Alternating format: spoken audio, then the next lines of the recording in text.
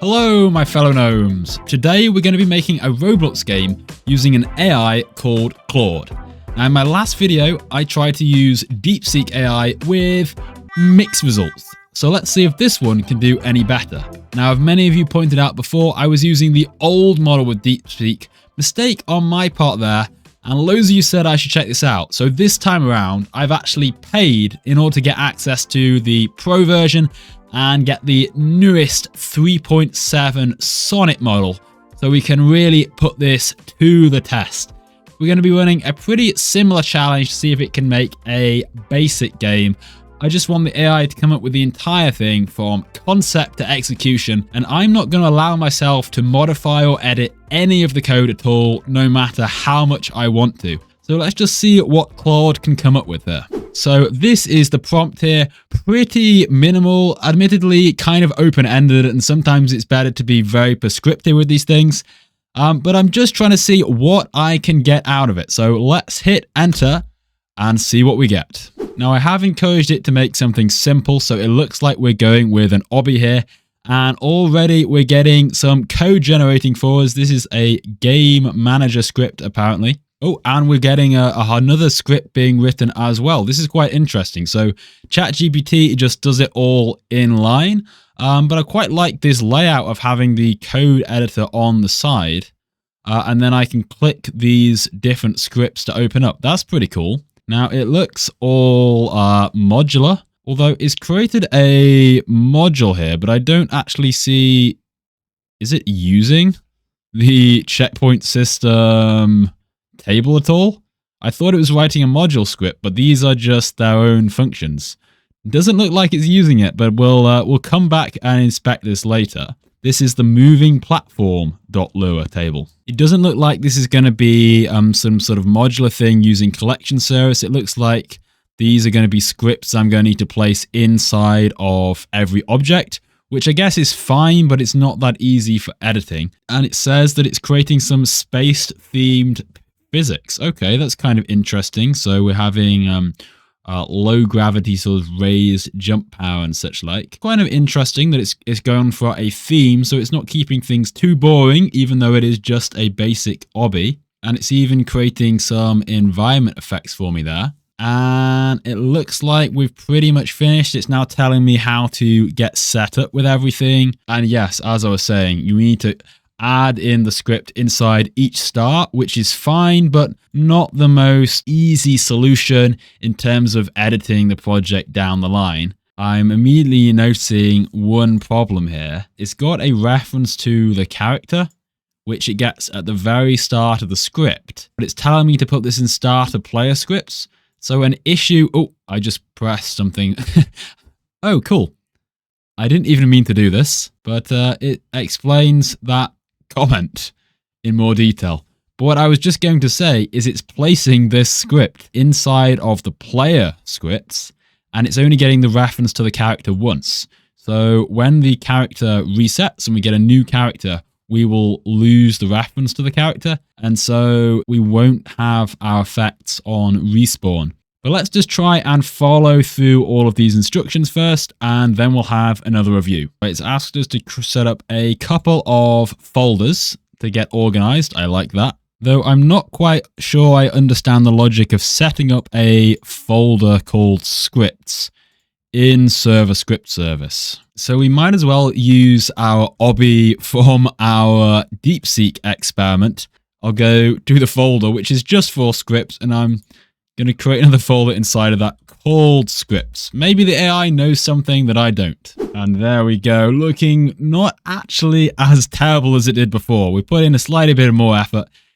Kind of looking a little bit like some very budget Super Mario level, I think. So we've got some coins and it looking a little bit spacey. Now we need to add in our checkpoints, which if we follow our instructions here, we need to make a 10 by 1 by 10 studs part, and we need to give it a corresponding name. So this will be our first checkpoint. I think we're going to turn off the collisions for it, and we have to name it checkpoint 1, and then we'll clone that, move the next one over here. That's checkpoint 2, another one over here, checkpoint 3. This one's checkpoint 4. And then I guess we create one at the end, checkpoint 5. Oh no, I think this is going to be our finish point. Now, I guess I'm going to put this in the workspace and call it finish. It hasn't really told me to give this a specific name or anything, but let's go and create our scripts now. So we're going to create 2 scripts. This one is called Game Manager, and this one's Checkpoint System. And then inside starter player scripts, again, we need to have a folder called scripts. Very important to have a script folder in your script folder. There we go, looking nifty. Now we just need some code. It hasn't mentioned to me to get rid of hello world, but I'm kind of splitting hairs here. We'll paste in the new contents. And, oh, hang on. It is a module script. That's kind of interesting. We've got this return game manager line at the bottom. It hasn't told me to create a module script. So I guess we'll just leave that in as we're instructed. And the same with our checkpoint system as well. There is a return line going on here. And it's doing some sort of funny thing with having like private members, but then also like public names. Don't really understand what the point of that is, but maybe some people like to write code like that. And we've already got a little bit of an angry line here. Look, setup checkpoint. It's made this function local. Whoopsie. I don't think there's any red lines in the other one though, so that's something. Then we have the collectible star code. So we're going to need to go to our star, add in a script, name it collectible stars, and then paste in the content. And then we have to copy this into every script because it's not using any kind of modular system, which is a bit of a shame. But there we go. We've now got a script inside each one. Let's hope we don't have to edit any of this stuff later because that's going to be a real pain. And then we have these 2 scripts. I haven't really looked at the moving platform yet, and we can paste in the script. There's some config here. Let's see if that works for us. So we're going to make this a moving platform and also this one over here. Paste in that script. So I think I've done all the setup here. Let's go back and read through this all again. Quite a lot of instructions to follow, but it seems pretty comprehensive. For our game, Cosmic Jumper. What a name. Okay, and we are playing, and we've got a working timer. Pretty cool. And we have got a bunch of warnings. I think maybe I didn't set up the platforms correctly. Let's see. If we jump, we have got a little particle effects and trail. That's quite nice. I like that. I'm not seeing the boosted walk speed, though. Let's just check the messages to errors. We have got one error here as we expected with our checkpoints. So let's try and address these warnings that we're getting first of all. So we didn't add any waypoints. So it looks like these are supposed to be specific vector 3 values. So not the most glamorous, but that's fine. If it works, it works. And we need to keep track of which script we're editing here. Otherwise, we're going to get into some trouble. Let's see. There we go. We've got rid of that problem with our moving platform, and it looks like they are moving. Pretty cool. We are going to have to address that in a moment. Let's go back to the AI now. So it looks like it's found the problem with the checkpoint system. It's just moved that local function higher up, so it should get rid of that problem with it being local. And oh, this is a bit weird how it's just like flying this stuff in and out. That's a pretty cool animation, if nothing else. And it's adding in some classic prints for debugging. So let's replace our checkpoint system. And if we paste that in, oh, hang on. We've got, has it just doubled up the function? Oh, that's amazing. That's amazing. So I thought it was moving the function further up, but what it decided to do is to add 2 of them. So let me zoom out so you can see it better. We've got local function setup checkpoint, initialize, and then setup checkpoint again. But we have got rid of the error, so we'll just ignore it, and that's fine. We can have a duplicate function. I suppose if it works, then we can't correct the AI on that. Now, I've still got my effects, but no boosted jump power. And there we go. We've got a bunch of prints too, so we can see it's printing out from the player controller. Jump power set to 80. But if I look at my humanoid, it's not working because jump power isn't ticked. If I tick that, then I do actually have the boosted jump power as it wanted me to. So we'll tell Claude that we fixed that issue, but that the jump power, we're seeing the message, but our jump power is still normal. Let's see if it knows about that property, because that is kind of a niche issue and it might not know that. If it's just pulling that from training data, it might not know about that Boolean toggle. So now it's creating 2 new scripts for me. Not quite sure what's going on here, to be honest. We're adding a new script inside of server script service called low gravity fix. And we're not going to put this in our scripts folder. Oh, no. This goes outside of that. We'll paste that in. We can see we got a bunch of new prints, and this sets the low gravity on the workspace level, which I don't think it was doing anything with gravity before. I don't see anything in the game manager. So it's just kind of giving up on that rather than using the jump power method, which I guess is fine, but it means we've got a lot of bloat now, and it's trying to wait half a second in the hope that might fix it, which is not a bad guess, right? If I didn't know about this, but that's not the issue, sadly. And then what is that is a very messy line. There's no variable for replicator storage at the top, so they're getting that in line. Then they're waiting for emotes, then they're waiting for stars collected, then they're firing the client. I don't like to chain stuff up like this. I mean, 1, it's just a little bit difficult to read. 2, if one of these fails, then you're just kind of having like this cascading errors, and you're not going to be sure exactly where it is. Sure, it's this line, but you won't know which part of the line is failing. And then we have another script called enhanced jump.lure. Okay, so another setup character script. And this one is boosting our velocity and adding a ball part. Some sort of neon part. That's interesting. Paste in this new script and we'll go ahead and play. We're going to have so many prints now. And when I jump, it looks about the same as before. Let's see. What is the gravity value? Well, it has set it to 120 correctly, but it's not really that much. I mean, if we're wanting to have it like really low, I mean, like something like 60 would probably be better. Yeah, 120 is kind of high. So let's tell the AI, we see all the prints, but I'd like to be able to jump higher. Oh, hang on a minute. We're writing yet another jump script. So it's not modifying any of the previous ones, but now we're getting a super jump script. No!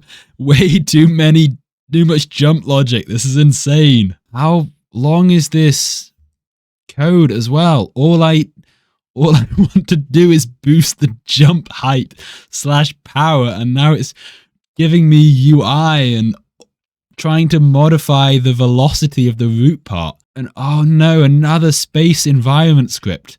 Why doesn't it modify some of these that it's already written? Oh, thank goodness. It is telling me to remove those previous scripts. For a moment there, I thought we were going to be having a million different scripts just to handle higher jump speed. So we'll delete low gravity fix and enhance jump, but say hello to super jump. And now we just have this. Whoa, okay, that is really high. I guess that works. That is quite a long fall down. Yeah, I mean, I guess this works. We did ask for a higher jump, and I guess we've got it. Oh, but this velocity's all over the place. So, whoa, wait, what? This is like some sort of random number generator for our jump system. Okay. So we get one small one. Is it like a double jump? And then a huge one. What is this? This is weird. But I guess we'll just go with it. Let's see if we can complete the obby. So let's get our first star. And we've got an error here. Fire server can only be called from the client. Was I supposed to use local scripts? Let me scroll up and find its original instructions. collectible star. Well, it doesn't tell us to create a local script, that's for sure. It definitely says script. So this is the AI's fault. And I'm just going to ignore the jumping for now, I suppose. I'll say that's fine. But I'll tell it that I'm getting the error for the stars now. So it's whipping out and, okay, that's weird. It's checking if the script is running on the server. Not really sure why it's doing that because it told me to write a script. But it's decided it wants it to be universal to work on both server and client. But then it's telling me to place it in server script service. So if we're placing it there, then we won't really need it in both. Okay, this is interesting. It's giving us two options to fix it. So it's actually suggesting now that we don't have to place a script inside every single star. We're just looping through them, I believe. What on earth is going on here? Create star command attribute. A command bar function to create stars.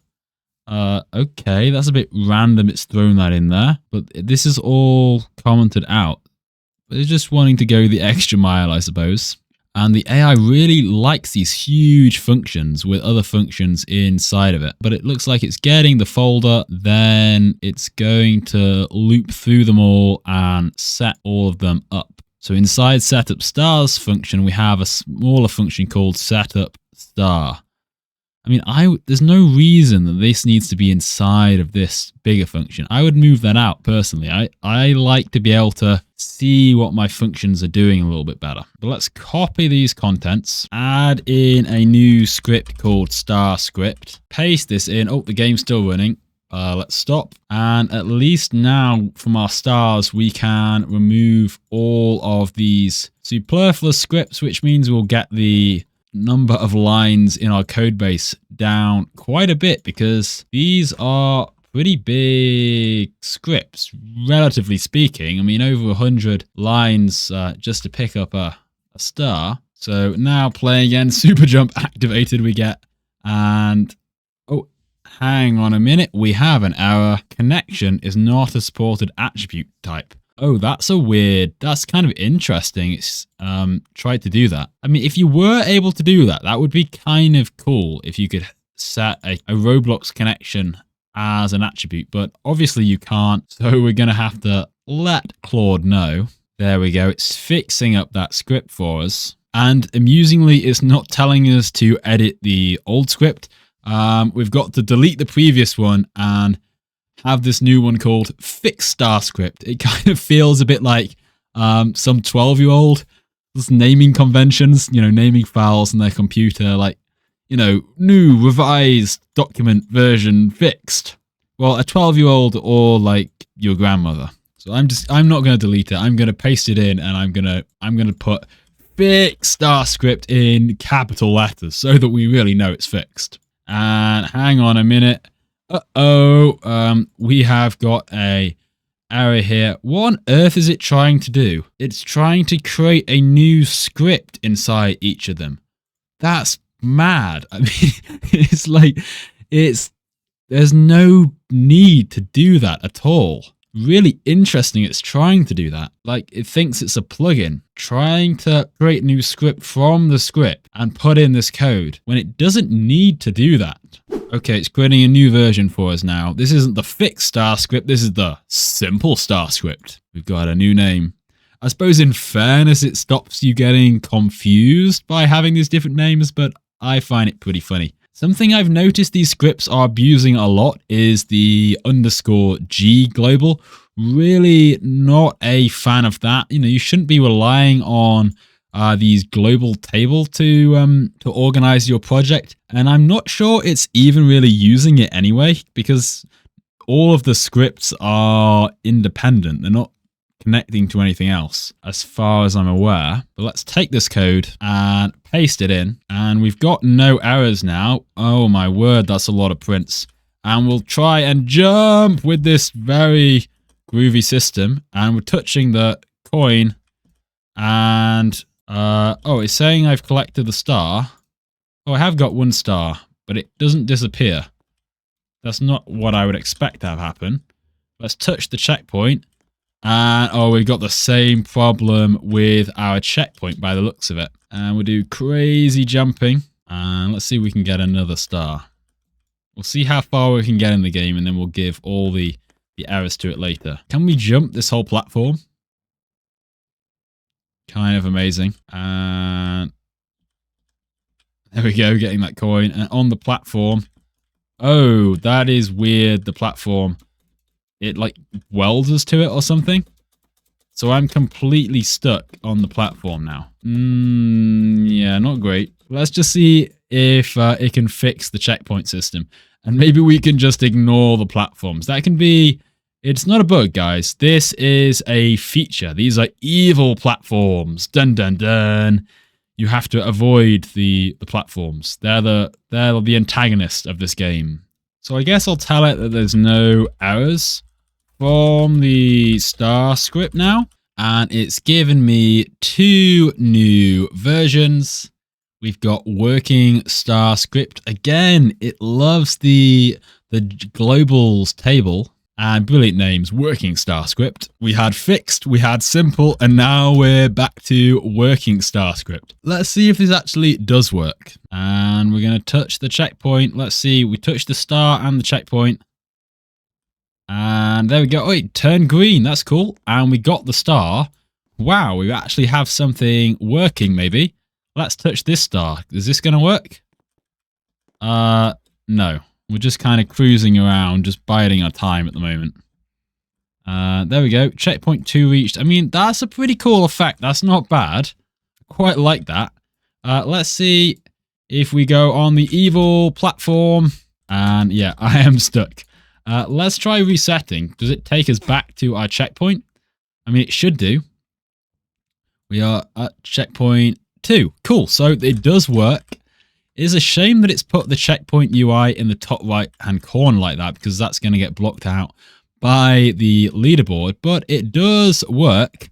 And now let's see if we can get all the way over to the finish point. And I don't think anything is going to happen when we reach the finish, because we didn't actually see any mention of finish in the script. So if we touch it yet, nothing's going to happen.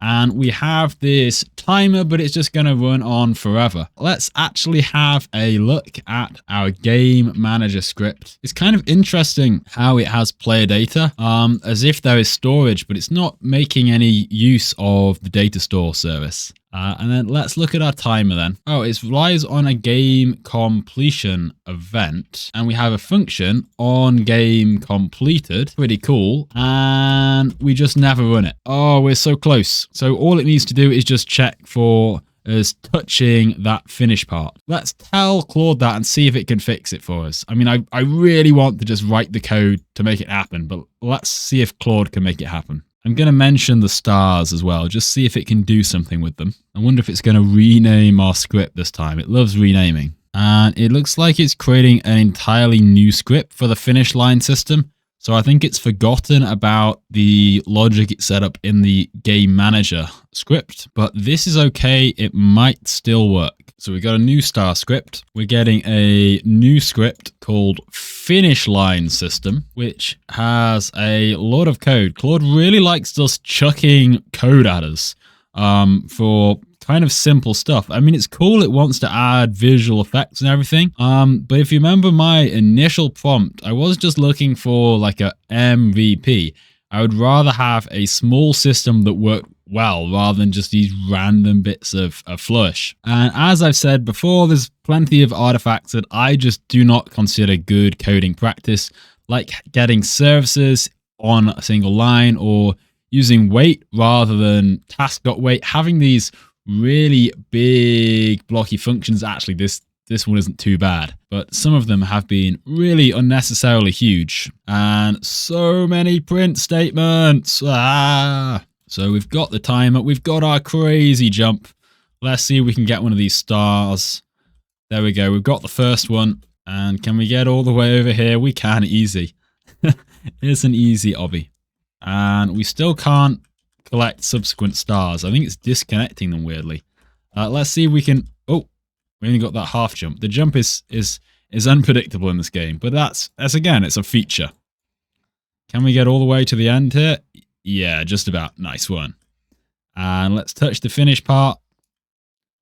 And, well, we've got the message from our finish line system in the output.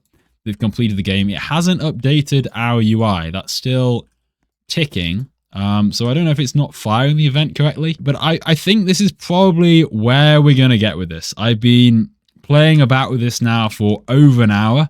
We have written a lot of code with Claude, some of which works, some of which doesn't.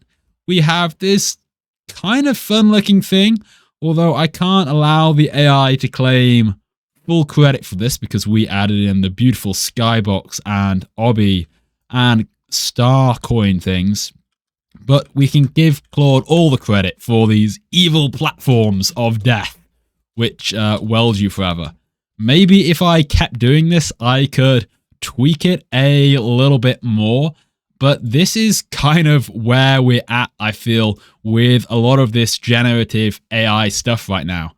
I mean, honestly, it is really impressive that we can even get this, that we can make this from nothing. But this kind of stuff just cannot make a game on its own yet. Now, disclaimer, I love using generative AI. I use it pretty much most days for various applications, for kind of designing, planning, brainstorming stuff, and also a bit of code help too. But I see all these hype bros online saying that they're making entire web apps and software applications and all sorts of things without knowing how to code at all. And I don't know which AI they're using, but it's none that I have used. I mean, the technology is just not there yet. Now, it might be that Roblox just doesn't have enough training data. Maybe it works flawlessly with other things. But for Roblox, as you can see, it's not there yet. And the other interesting thing with this, of course, is, like I say, it's taken me over an hour just building all of the prompts and then interfacing with Studio still. Now, a lot of people say this stuff is going to replace the software developer, and maybe, but you still need someone at the very least to write all the prompts. I don't think your average normie is going to do that either. In fact, maybe we're going to have prompt engineers in the future, because tweaking those prompts is half the battle. I haven't really tried very hard with my prompts in this video, but again, that's because I kind of wanted it just to be a pure basics. Hey, I don't know how to code, I don't really know AI, just help me write this thing and see if it could do it. And it's given us some stuff. It's definitely given us some stuff, but it has failed to give us a working MVP. So I'm afraid it is a fail from Claude 3.7. Thank you very much for watching. If you'd like to see me try out some more AIs, then let me know for a future video. But until next time, goodbye!